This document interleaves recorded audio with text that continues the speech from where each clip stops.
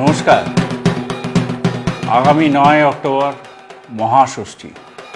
বেশিরভাগ বাঙালি ওই দিনটাকেই বেছে নেয় পুজোয় বেড়াতে যাওয়ার জন্য। কেউ পুরী যান, কেউ বা কাশ্মীর, কিছু না হলে দার্জিলিং তো জানি। আপনারও ইচ্ছা করছে ফ্যামিলিকে নিয়ে যাওয়ার জন্য, কিন্তু কোথাও টিকিট পাচ্ছে না কেন, অলরেডি টু লেট, অনেক দেরি হয়ে গেছে, সমস্ত ট্রেনেই প্রচুর ওয়েটিং লিস্ট। মুশকিল আসানে এসে গেছে পূর্ব রেলওয়ে আপনাদের জন্য। আমরা পূর্ব রেলের তরফ থেকে স্পেশাল ট্রেন দিচ্ছি শুধুমাত্র এনজেপি যাওয়ার জন্য, আপনাদের কথা ভেবে, যারা ষষ্ঠীর দিন বেড়াতে যেতে যান তাদের জন্য।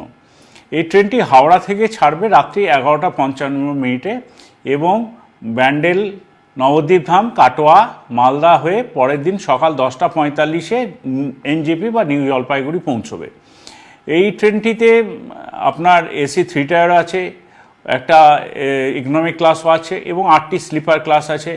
আর এসি 2 টায়ারে একটা কম্বাইন্ড কোচ আছে, একটি ফার্স্ট ক্লাস এসিও আছে।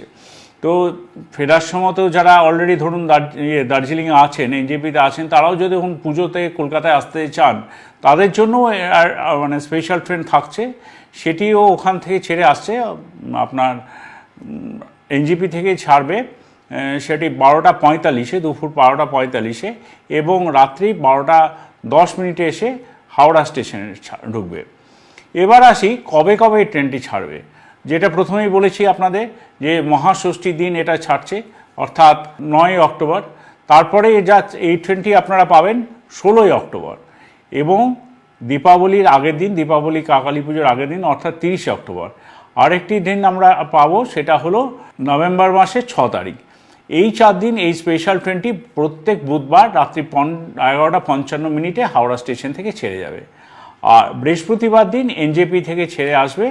যারা বৃহস্পতিবার দিন মানে ধরুন এনজেপিতে আছেন বা গেছেন, এক সপ্তাহ ঘুরে টুরে ফিরে আসতে চান কলকাতার জন্য, তারাও তো অনেকে টিকিট পাচ্ছিলেন না, তাদের জন্য এই ব্যবস্থাটা থাকলো।